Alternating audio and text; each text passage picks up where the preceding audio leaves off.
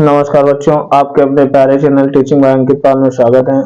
तो बच्चों, आज हम लोग जो लेक्चर लेकर आए हैं एक क्लास 10th के बच्चों के लिए विज्ञान का लेकर आए हैं। और विज्ञान में हम लोग बच्चों विज्ञान क्लास 10 के विज्ञान की बात करें तो विज्ञान में 3 पार्ट होते हैं: रसायन विज्ञान, जीव विज्ञान और भौतिक विज्ञान। तो हम लोग भौतिक विज्ञान का अध्ययन कर रहे होंगे कि परीक्षा जो हाई स्कूल का सिलेबस है बहुत ज्यादा नहीं है, हम लोग बहुत ही फास्ट रिवीजन कर लेंगे। बच्चों, परीक्षा में प्रत्येक चैप्टर अगर हमें सही से कंठस्थ है तो फिर परीक्षा में क्वेश्चन चाहे जहां से पूछा जाए हमारा पेपर अच्छा होगा। तो इसलिए हमें चैप्टर बाय चैप्टर को कंठस्थ करना है और एक एक चैप्टर को ऐसे तैयार कर लेना कि क्वेश्चन हमसे चाहे जहां से पूछा जाए हम आसानी से उसका आंसर दे दें। तो हम लोग भौतिक विज्ञान का जो अध्ययन कर रहे होंगे क्लास 10 के बच्चों, तो उसमें सबसे पहले चैप्टर का नाम है प्रकाश का परावर्तन, कि जो प्रकाश का परावर्तन होता है वो कैसे होता है।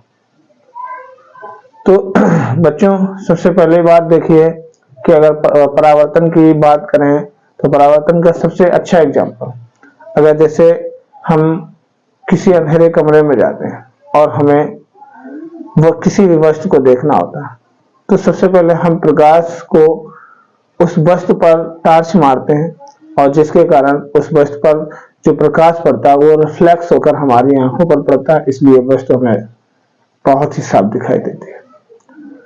तो हम बात करते हैं प्रकाश के परावर्तन की। तो प्रकाश का परावर्तन हम लोग सीखते हैं कि प्रकाश का परावर्तन क्या होता है।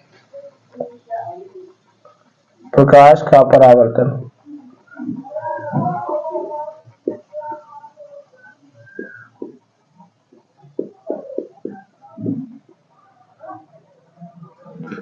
बच्चों, प्रकाश के परावर्तन से पहले हम प्रकाश के बारे में जानेंगे कि प्रकाश क्या होता है।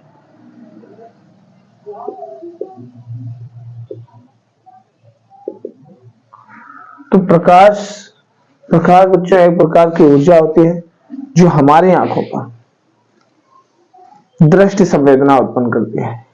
ऐसी ऊर्जा जो हमारी आंखों पर क्या उत्पन्न करती है? दृष्टि संवेदना, यानी देखने की क्षमता को उत्पन्न करती है। यही एक प्रकार की क्या होती है? एनर्जी होती है। तो प्रकाश की परिभाषा है, प्रकाश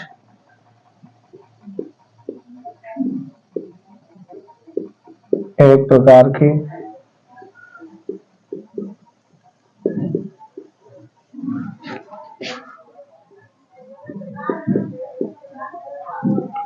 ऊर्जा जो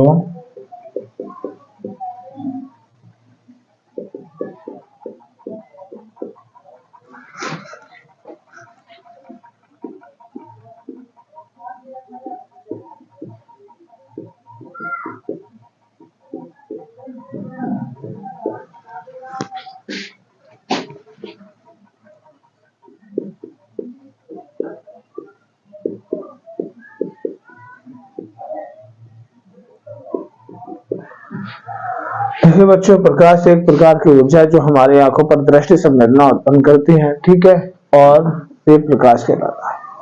तो अब प्रकाश का परावर्तन क्या होता है? प्रकाश का परावर्तन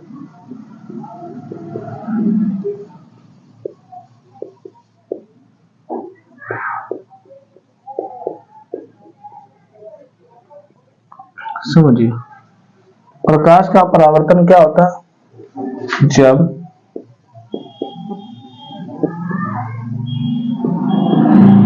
प्रकाश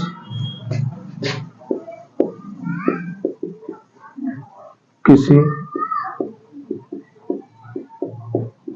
चिकने या समतल पृष्ठ पर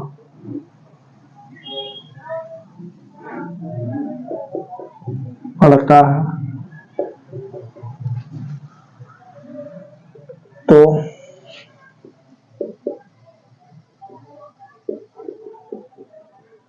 उसका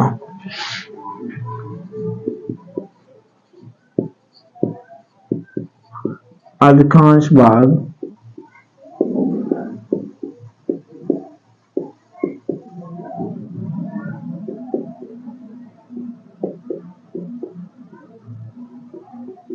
देखिए बच्चों, जब प्रकाश किसी चिकने पृष्ठ पर पड़ता है, चिकने या समतल पृष्ठ, तो उसका अधिकांश भाग परावर्तित हो जाता है। अधिकांश भाग कैसा हो जाता है? परावर्तित हो जाता है।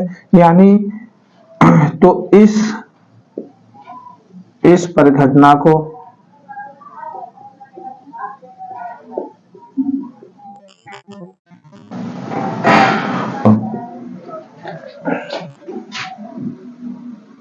प्रकाश का परावर्तन कहते हैं। जो ये परिघटना होती है, इसको क्या कहते हैं? प्रकाश का परावर्तन कहते हैं। जब प्रकाश किसी चिकने या समतल पृष्ठ पर पड़ता है, जब भी चिकने या समतल पृष्ठ पर पड़ता है, तो उसका अधिकांश भाग उसी माध्यम में परावर्तित हो जाता है। तो इस परिघटना को क्या कहते हैं? प्रकाश का परावर्तन कहते हैं। अब देखिए, मान लेते हैं, माना ये देखिए, ये भी एक पृष्ठ है। कैसा पृष्ठ है? ये भी एक पृष्ठ है, और ये आपका चिकना समतल पृष्ठ है। कैसा बच्चों? चिकना समतल पृष्ठ है। ओके, एक प्रकाश की किरण आती है, इस पृष्ठ पर एक प्रकाश की किरण आती है। इधर देखिए, ये प्रकाश की किरण आती है, और इस प्रकाश की किरण को हमने क्या बोला? PQ। PQ एक प्रकाश की किरण यहाँ पर आती है, और इसके पश्चात यहाँ पर एक अभिलंब होता है। क्या होता है? अभिलंब। ये अभिलंब मान लेना, और इसे प्रकाश की किरण क्या हो जाती? परावर्तित हो जाती उसी माध्यम। ये इसका फिगर है। इस अभिलंब और इसके आपतित किरण के बीच के कोण को I बोलते हैं, और ये होता है R, है ना। इसको बोलते हैं आपतन कोण। क्या बोलते हैं बच्चों? आपतन कोण। और इसको बोलते हैं परावर्तन कोण। परावर्तन कोण, ये आपकी होती है आपतित किरण। क्या होती है? आपतित किरण।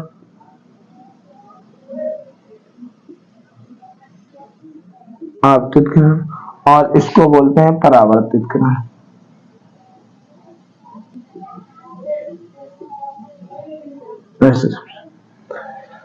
जो किरण पृष्ठ पर आपतित होती है, आकर टकराती है, उसे आपतित किरण बोलते हैं, और टक्कर के पश्चात जो दूसरी माध्यम में चली जाती है, उसे परावर्तित किरण बोलते हैं। माना, देखिए, हाँ समझे, माना AB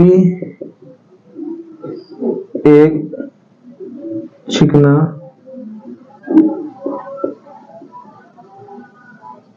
समतल पृष्ठ है,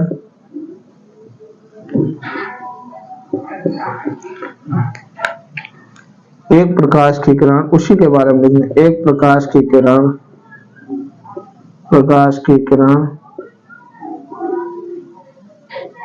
PQ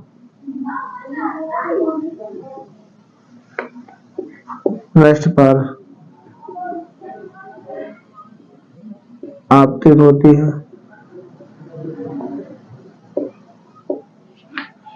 माना AB एक समतल पृष्ठ है, एक प्रकाश की किरण PQ पृष्ठ पर आपतित होती है, और जैसे आपतित होती है, और अपनी भाषा में लिखो, और जैसे आपतित होती है,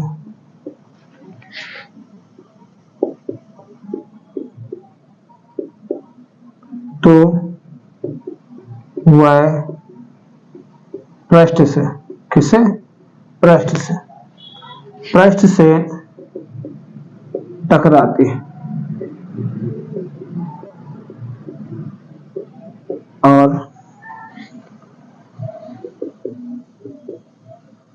टक्कर के पश्चात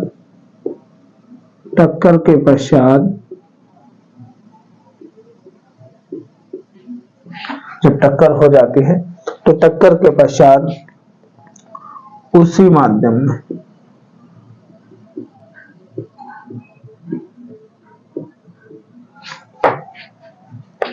वापस चले जाते हैं।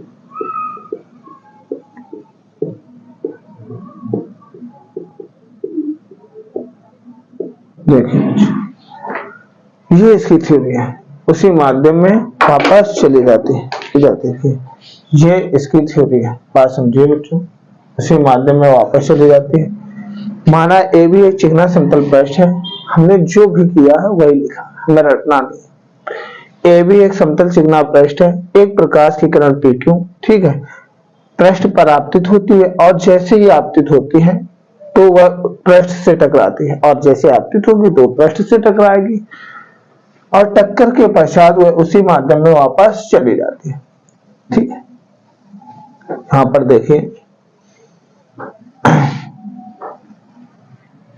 यहां पर अब हम क्या करेंगे,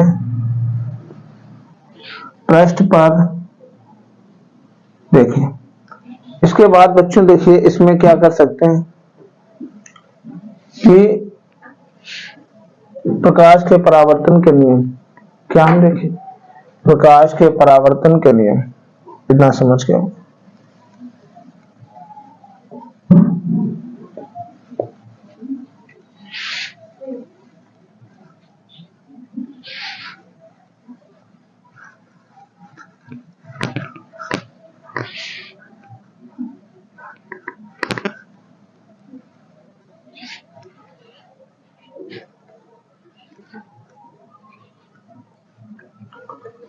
प्रकाश के परावर्तन के नियम,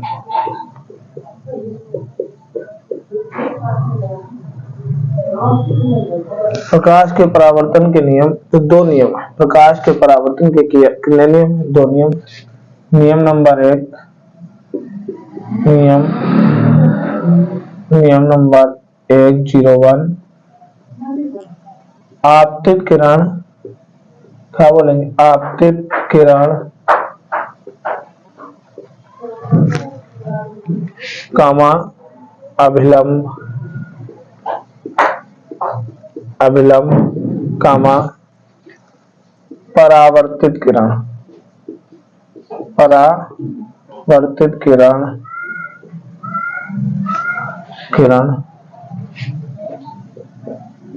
तीनों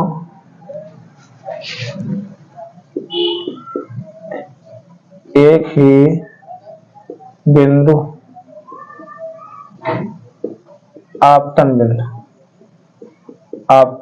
बिंदु पर स्थित होते हैं। पहला तो नियम ये है, स्थित होते हैं। जो हमारे पास पहला नियम है कि आपतित किरण, अभिलंब, परावर्तित किरण तीनों एक ही बिंदु जो होता है आपतन बिंदु, उस पर स्थित होते हैं। दूसरा नियम क्या है, नियम नंबर 2। नियम नंबर 2 हमारे पास कहता है, देखिए नियम नंबर 2,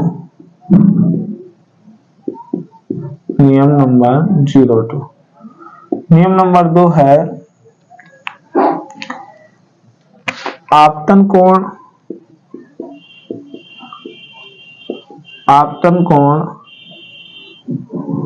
परावर्तन कोण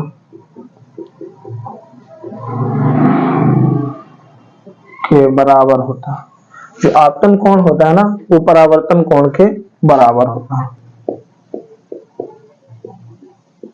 देखिए समझिए, आपतन कोण हमने बताया था कि आपतित किरण और अभिलंब के बीच के कोण को आपतन कोण कहते हैं, और परावर्तित किरण और अभिलंब के बीच के कोण को परावर्तन कोण कहते हैं। आपतन कोण को I से डिनोट करते हैं और परावर्तन कोण को R से। यानी यहाँ पर जो बच्चों होता है, कोण I बराबर क्या होगा, कोण I बराबर होगा कोण R। ये जो आपतन कोण है ये परावर्तन कोण के कैसे होता है, बराबर होता है। तो ये बच्चे थे परावर्तन, प्रकाश का परावर्तन, इसके नियम।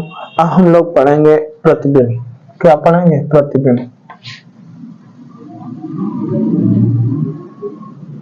प्रतिबिंब होता क्या, इमेज। प्रतिबिंब कैसे बनता है, सबसे पहले बात बता दें बच्चों, जो प्रतिबिंब होता है, प्रतिबिंब कभी सिंगल नहीं बनता। प्रतिबिंब दो किरणों के, दो या दो से अधिक किरणों के मिलने के से ही बनता है। प्रतिबिंब की जो परिभाषा है जब प्रकाश की किरणें किसी भी वस्तु से चलने के पश्चात, ठीक है, जब प्रकाश की जो किरणें होती हैं किसी वस्तु से चलने और चलने के पश्चात, टक्कर के पश्चात, जहां पर टक्कर होती है, जिस बिंदु पर मिलते हैं या मिलती हुई प्रतीत होती हैं, जब प्रकाश की किरणें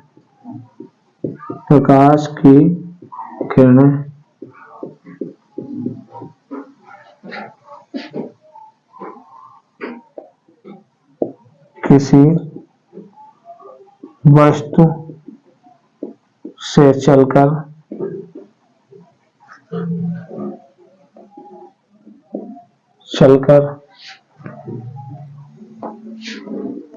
परावर्तन के पश्चात,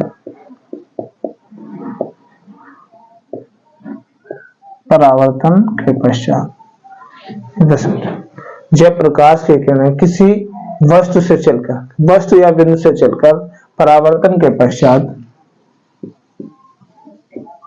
जिस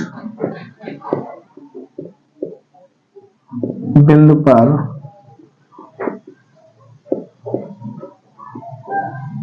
मिलती हैं या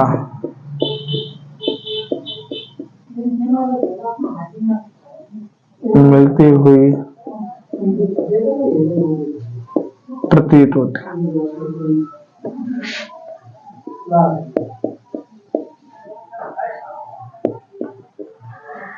जब प्रकाश की किरणें किसी वस्तु से चलकर या बिंदु से चलकर परावर्तन के पश्चात जिस बिंदु पर मिलते हैं, या तो मिलते हैं या मिलती हुई प्रतीत होते हैं, तो उसे उस बिंदु या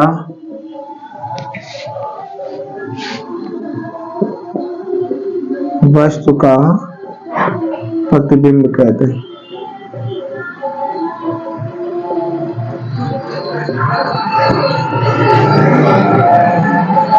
जब प्रकाश की किरणें किसी वस्तु से चलकर परावर्तन के पश्चात जिस बिंदु पर मिलती है या मिलती हुई प्रतीत होती है, या तो मिलती है या मिलती हुई प्रतीत होती है, तो उसे उस बिंदु या वस्तु का प्रतिबिंब कहते हैं।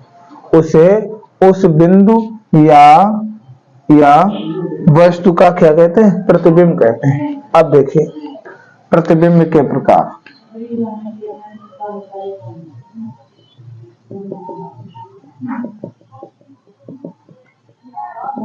प्रतिबिंब के प्रकार इस टाइप से पढ़िए, याद भी करते चलिए। प्रतिबिंब बच्चों दो प्रकार के होते हैं। प्रतिबिंब कितने प्रकार के होते हैं? दो प्रकार के, एक वास्तविक प्रतिबिंब, एक आभासी प्रतिबिंब। प्रतिबिंब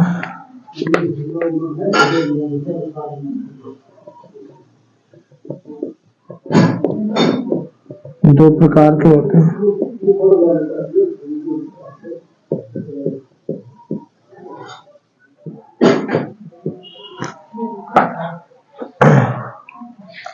नंबर एक, वास्तविक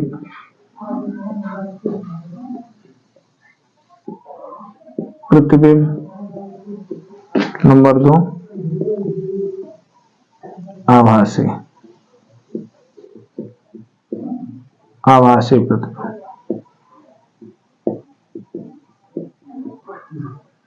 प्रतिबिंब कितने प्रकार के होते हैं? दो प्रकार के। एक होता है वास्तविक प्रतिबिंब, एक होता है आभासी प्रतिबिंब। तो बच्चों इतना नोट करिए। इसके बाद हम देखेंगे कि वास्तविक प्रतिबिंब क्या होता है, आभासी प्रतिबिंब क्या होता है।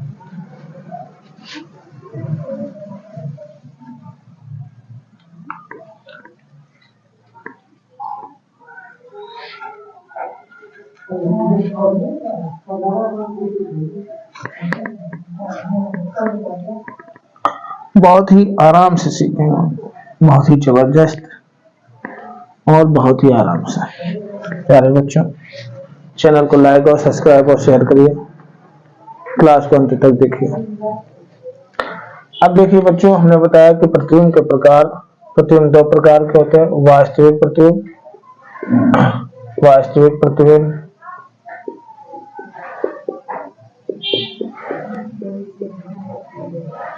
वास्तविक प्रतिबिंब। तो बच्चों, वास्तविक प्रतिबिंब में क्या होता है, जब परावर्तन के पश्चात जब किरणें वास्तव में मिलती है, यानी मिलना ही है तो वास्तविक प्रतिबिंब होता है। ऐसे बोलेंगे, जब प्रकाश किसी वस्तु से चलकर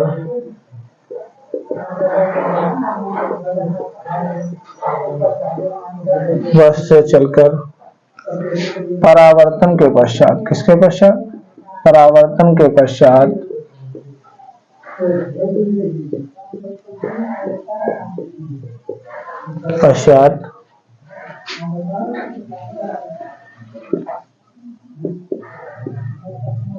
जिस परावर्तन के पश्चात वास्तव में मिलते हैं, वास्तव में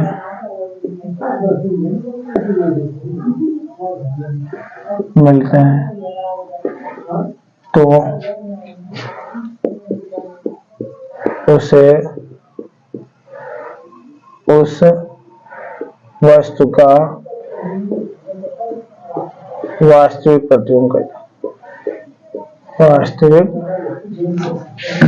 प्रतिबिंब कहते हैं।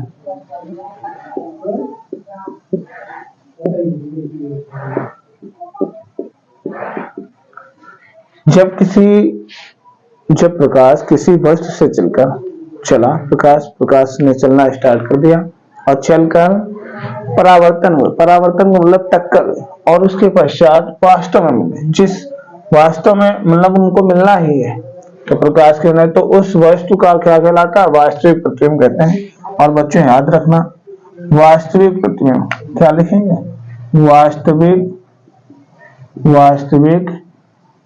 प्रतिबिंब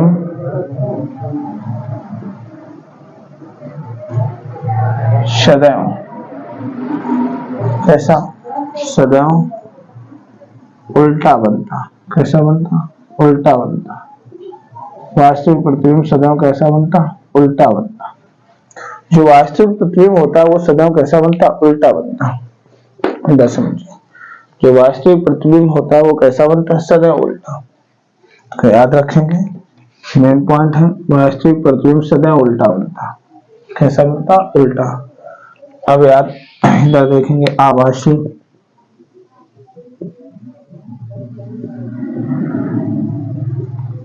प्रतिबिंब।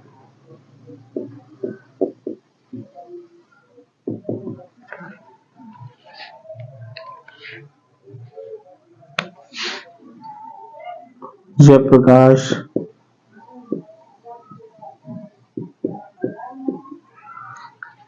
किसी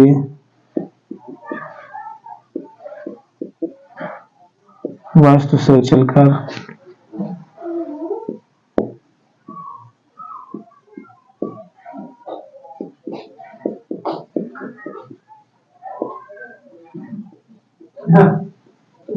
परावर्तन के पश्चात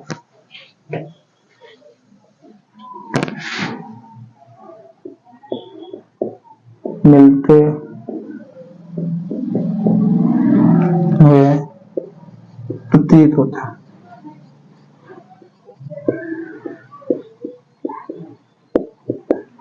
उसे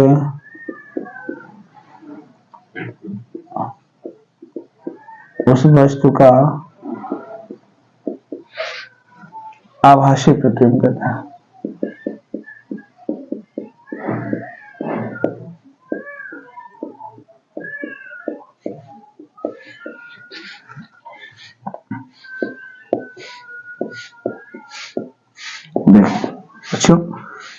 यानी परावर्तन टक्कर हुई किरणों में, और टक्कर के पश्चात वो हमें मिलती हुई प्रतीत, हमें ऐसा लगा कि किरणें मिल रहे हैं, और जहां पर आभास होता है उसे कहते हैं आभासी प्रतिबिंब।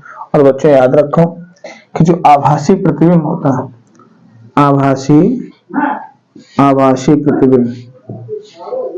प्रतिबिंब सदैव सीधा बनता है। सदैव कैसा बनता है, सीधा,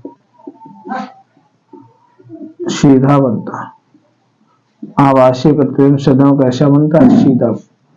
याद रखोगे, जो आभासी प्रतिबिंब होता है वो सदैव कैसा होता है? सीधा होता है। आभासी का मतलब सदैव सीधा। तो ये थे बच्चों वास्तविक प्रतिबिंब और आभासी प्रतिबिंब में सीखा। अब हम लोग जानेंगे कि प्रतिबिंब जो होते हैं, प्रतिबिंब बनने के नियम क्या होते हैं। यानी जैसे हम लोग पढ़ेंगे सबसे पहले दर्पण। क्या पढ़ेंगे? दर्पण की मिरर क्या है। तो देखिए दर्पण क्या होता है।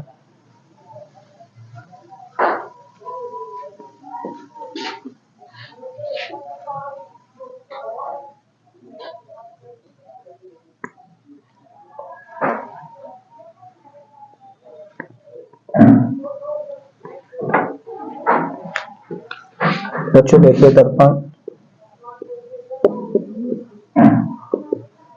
दर्पण के बारे में जानते हैं कि दर्पण है क्या। तो दर्पण बच्चों, दर्पण एक ऐसी युक्ति होती है जो अपने ऊपर आपतित संपूर्ण प्रकाश को, यानी जो दर्पण होता है, जो मिरर होता है, शीशा, उसके ऊपर जो प्रकाश आपतित होता है उस संपूर्ण प्रकाश को लगभग क्या कर देता है? परावर्तित कर देता है। लगभग परावर्तित कर देता है संपूर्ण प्रकाश को दर्पण कहलाता है। दर्पण क्या बोला? दर्पण एक युक्ति है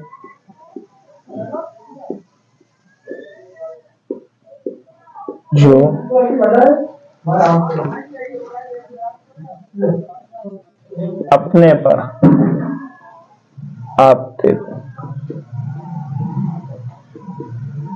अपने पर आपतित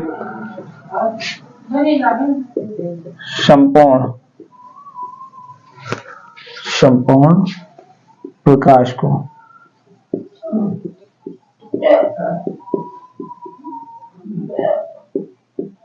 परावर्तित कर देता है।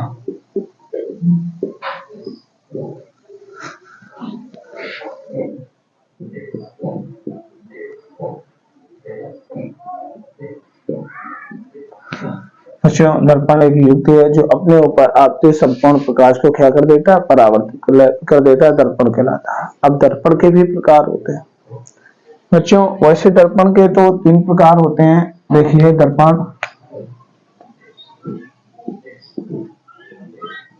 के प्रकार। दर्पण 3 प्रकार के कौन कौन से होता है समझो। नंबर 1 होता है गोली दर्पण। क्या होता है? गोली दर्पण। नंबर 2 होता है समतल दर्पण।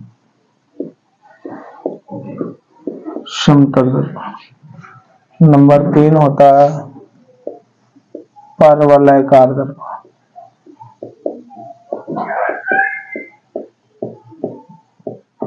नंबर 1 होता है गोली दर्पण, नंबर 2 होता है समतल दर्पण, नंबर 3 होता है परवलयकार दर्पण। लेकिन हमारे सिलेबस में केवल एक ही दर्पण है, गोली दर्पण, और कुछ कॉन्सेप्ट समतल दर्पण के भी हैं। तो हम लोग 2 पढ़ेंगे, गोली दर्पण और समतल दर्पण। ये आगे के क्लासों में है हमारे पास, अभी नहीं है। तो गोली दर्पण सबसे पहले हम लोग पढ़ेंगे बच्चों। गोली दर्पण कि गोली दर्पण है क्या।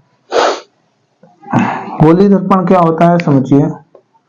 तो देखिए गोली दर्पण, गोली का मतलब बच्चों समझ में आ रहा है कि जो गोली दर्पण है वो एक गोले का भाग होता है। कैसे?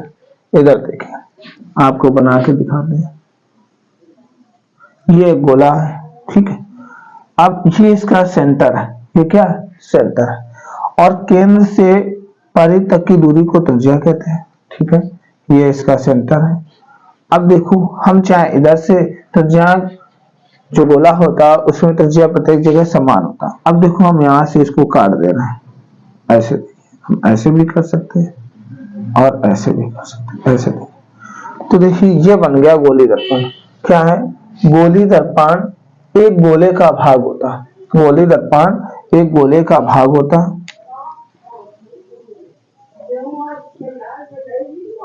गोली दर्पण, ऐसे बोलोगे, गोली दर्पण एक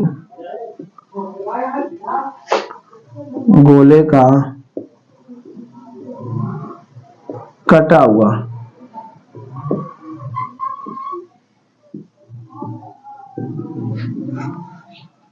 भाग होता है।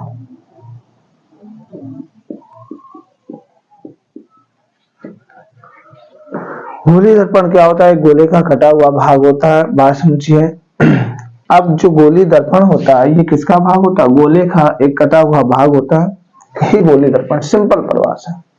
अब देखिए गोली दर्पण के प्रकार क्या करेंगे? गोली दर्पण के प्रकार,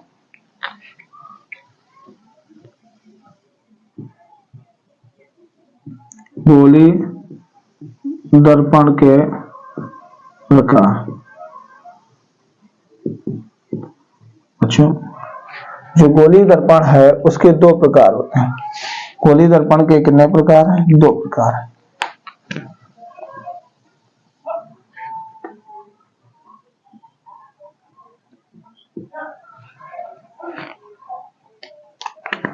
नंबर एक अवतल दर्पण,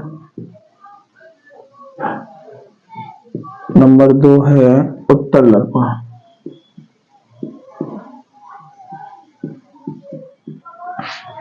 गोली दर्पण के प्रकार यानी अवतल दर्पण और उत्तल दर्पण।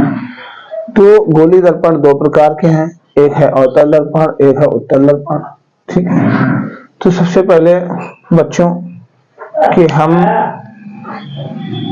अवतल दर्पण को पढ़ेंगे, फिर उत्तल दर्पण को पढ़ेंगे।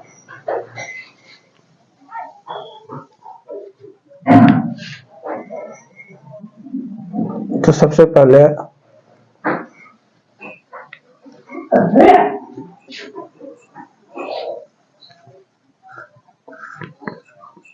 देखिए,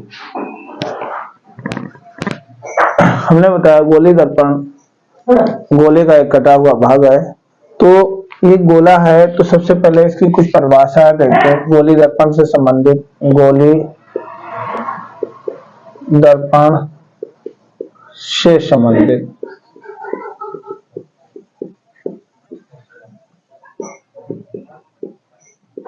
परिभाषा, संबंधित, ये बोलो मुख्य बिंदु, मुख्य बिंदु, ये सही। गोली दर्पण से संबंधित मुख्य बिंदु देखिए, जो ये गोली दर्पण है, ये देखिए गोले का एक कटा हुआ भाग होता है, हमने बताया था। ये इसका सेंटर होता है। ओके, यहां से यहां तक इसकी रेडियस होगी। अब यहां से हम इसको काट दे रहे हैं। अब देखिए ये इसका होता है ध्रुव P, यहाँ होता है C। ओके, और इस पृष्ठ को बात समझो, ये पृष्ठ होता है परावर्तक पृष्ठ। अब सबसे पहले हम जानेंगे वक्रता केंद्र। क्या जानेंगे? वक्रता केंद्र। और ध्रुव और वक्रता केंद्र के बीच में होता है मुख्य फोकस यानी F। ठीक है ना, समझिए। और इसको हम बोलते हैं द्वारक। क्या बोलते हैं? द्वारक बोलते हैं। ये होता है द्वारक। तो सबसे पहले हम जानेंगे कि दर्पण का ध्रुव।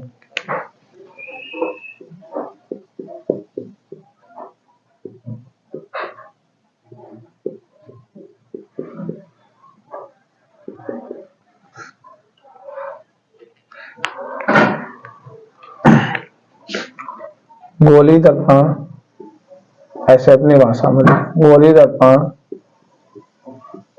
के कटे भाग के मध्य बिंदु को, जो गोली दर्पण है, जो उसका कटा हुआ भाग है ना, और भाग का जो मिडिल पॉइंट है, मध्य बिंदु को दर्पण का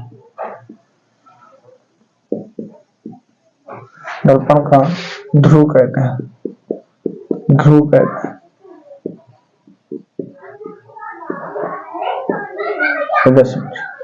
इसे P से प्रदर्शित करते हैं।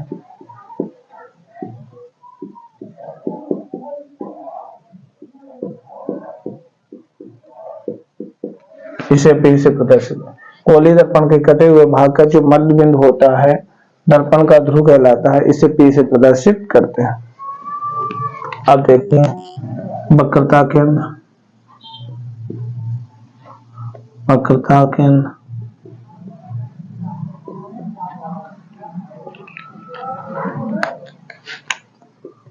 गोलीय दर्पण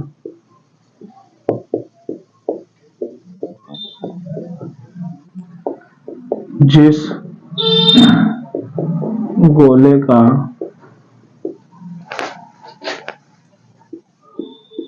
कटा हुआ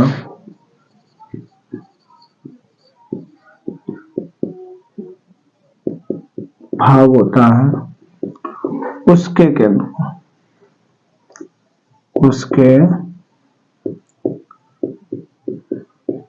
को वक्रता केंद्र कहते हैं। वक्रता केंद्र कहते हैं।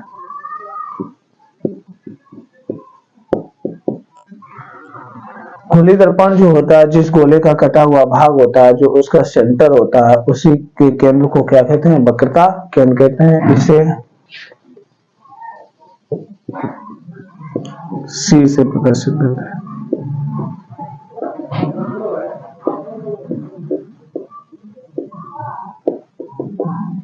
इसे C से प्रदर्शित करते हैं। किससे प्रदर्शित करते हैं बच्चों? C से। गोलीय दर्पण जिस गोले का कटा हुआ भाग, जिस गोले से काटा जाता है, उसके केंद्र को वक्रता केंद्र से इसे C से प्रदर्शित करता है।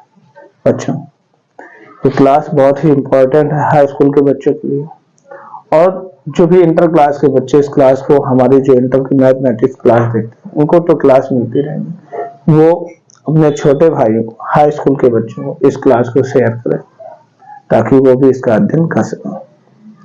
इस क्लास को शेयर करें। इसके बाद देखिए वक्रता केंद्र हो गया, फोकस, मुख्य फोकस, मुख्य फोकस।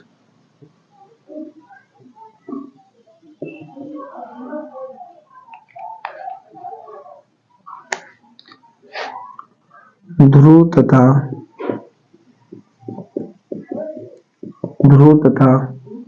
वक्रता,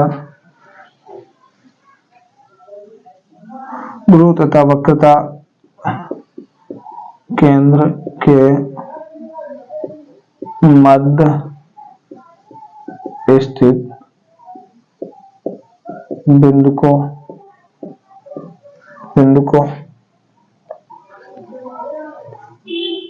दर्पण का मुख्य फोकस कहते हैं।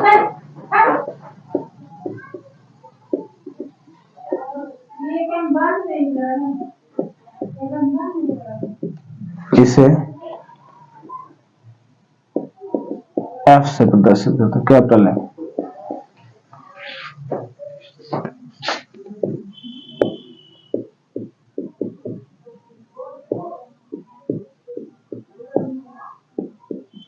बच्चों ध्रुव तथा वक्रता केंद्र के मध्य, ये है आपका ध्रुव और ये है वक्रता, इसके मध्य स्थित बिंदु को क्या कहते हैं? मुख्य फोकस कहते हैं। इसे F से प्रदर्शित करते हैं। ये है कैपिटल F। मुख्य अक्ष। अच्छा देखिए मुख्य अक्ष क्या होता है? मुख्य अक्ष, मुख्य अक्ष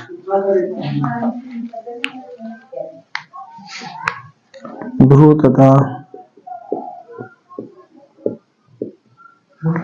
तथा वक्रता केंद्र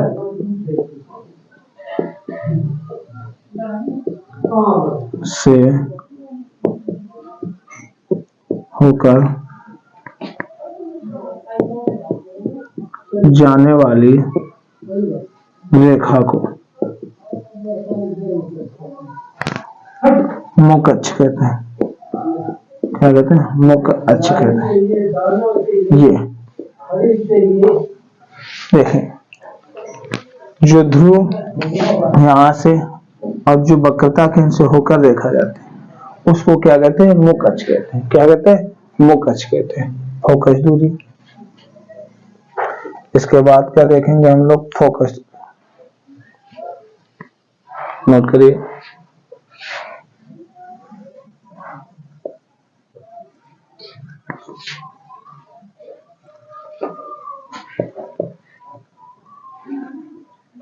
देखिए क्लास को देखते रहिए। फोकस दूरी,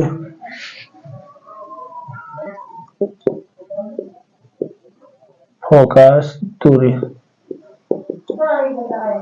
बच्चों फोकस दूरी क्या होती है, देखिए ध्रुव तथा फोकस तक की दूरी को, ध्रुव से फोकस तक की दूरी को क्या कहते हैं, फोकस दूरी कहते हैं।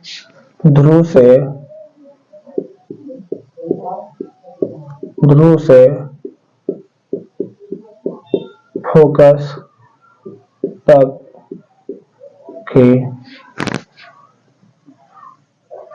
ध्रुव से फोकस तक की दूरी को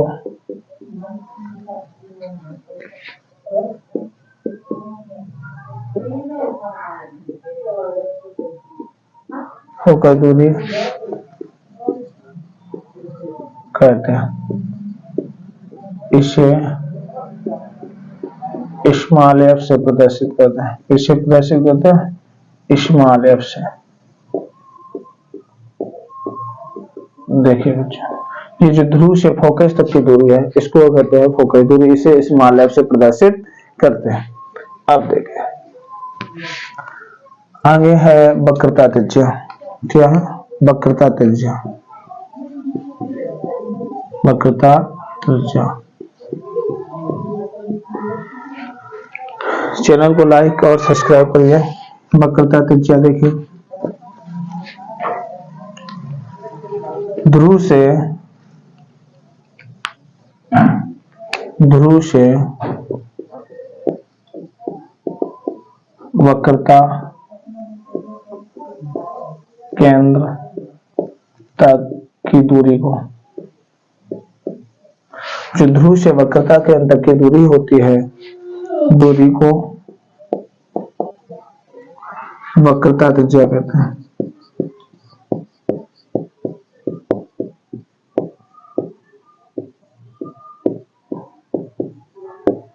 बच्चों ध्रुव से वक्रता केंद्र तक की दूरी को क्या कहते हैं, वक्रता त्रिज्या कहते हैं।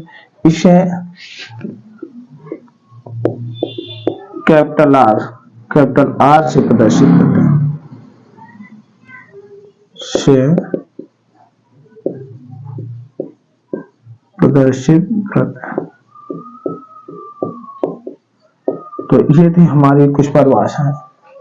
हमारी ये परिभाषाएं थी दर्पण से संबंधित, गोलीय दर्पण से संबंधित। बच्चों हमने बताया आपको, ये आपका ध्रुव होता है, ये सेंटर होता है, वक्रता केंद्र कहलाता है। ध्रुव और वक्रता केंद्र के बीच होता है एफ, इसको कहते हैं मुख्य फोकस। और बच्चों जो ध्रुव और वक्रता केंद्र से होकर रेखा जाती है इसको कहते हैं मुख्य अक्ष। ध्रुव और फोकस के बीच की दूरी को फोकस दूरी एफ कहते हैं।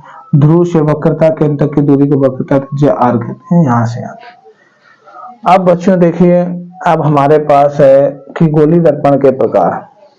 गोलीय दर्पण के प्रकार, जबरदस्त क्लास लेगी, कापी पेन लेकर बैठ जाइए। सर्दी का मौसम चल रहा है, रजाई के अंदर बैठ जाइए और कापी पेन ले लीजिए और मस्त पढ़ते रहिए।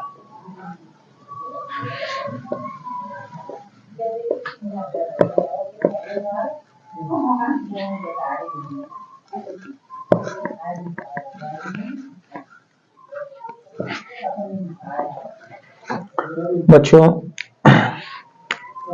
गोलीय दर्पण के प्रकार, सबसे पहला प्रकार है गोलीय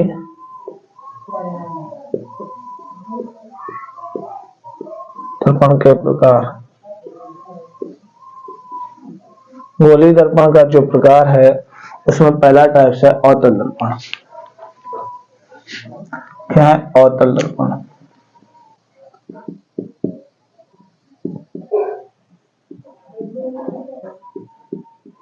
अवतल दर्पण, तो देखिए अवतल दर्पण होता क्या है। अवतल दर्पण गोलीय दर्पण का ही कटा हुआ भाग होता है। अवतल दर्पण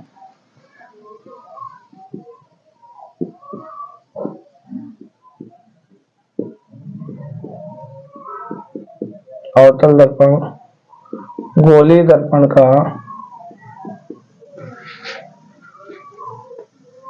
कटा हुआ भाग, अवतल दर्पण गोलीय दर्पण का एक भाग है, गोलीय दर्पण का एक भाग है,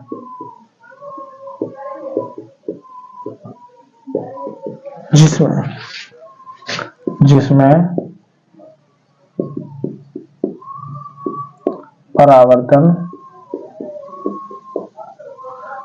परावर्तन दबे हुए पृष्ठ से होता है, दबे हुए पृष्ठ से होता है।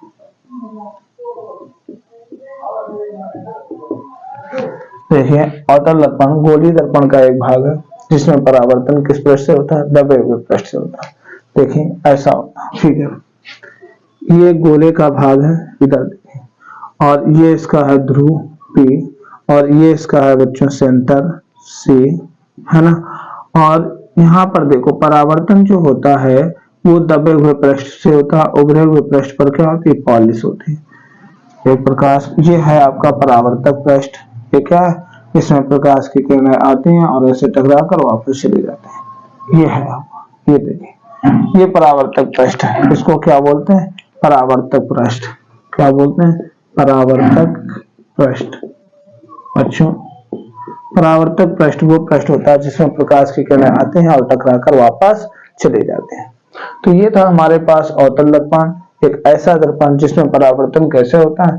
दबे हुए पृष्ठ से होता है, ये अवतल दर्पण कहलाता है। अब देखो, इसके बाद है उत्तल दर्पण। क्या? उत्तल दर्पण। तो उत्तल दर्पण क्या है? एक ही बच्चों, उत्तल दर्पण गोलीय दर्पण का एक भाग है,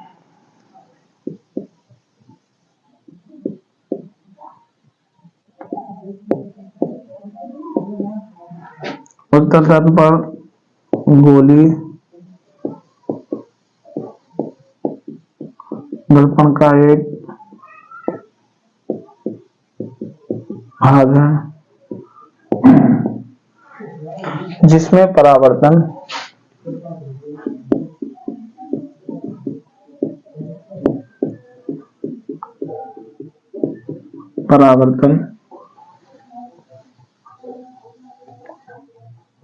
उभरे पृष्ठ से होता, उभरे पृष्ठ से होता।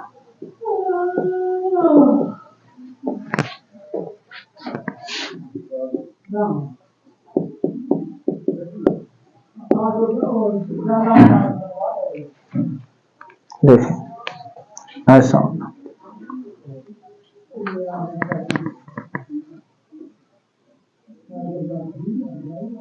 ऐसे देखिए, ये इसका सेंटर C और ये इसका है ध्रुव, और इसके दबे हुए पृष्ठ पर बच्चों पॉलिश होती है।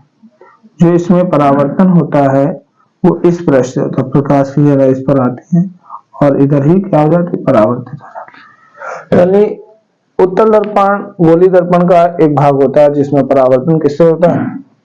उभरे हुए पृष्ठ होता है। बच्चों चैनल को लाइक और सब्सक्राइब और शेयर करिए। बच्चों आप लोग पढ़ते रहे, अगले एपिसोड में आपकी इसको और भी क्लास मिलेगी, आगे बताया जाएगा। तब तक के लिए आज के लिए इतना ही। जय हिंद, जय भारत।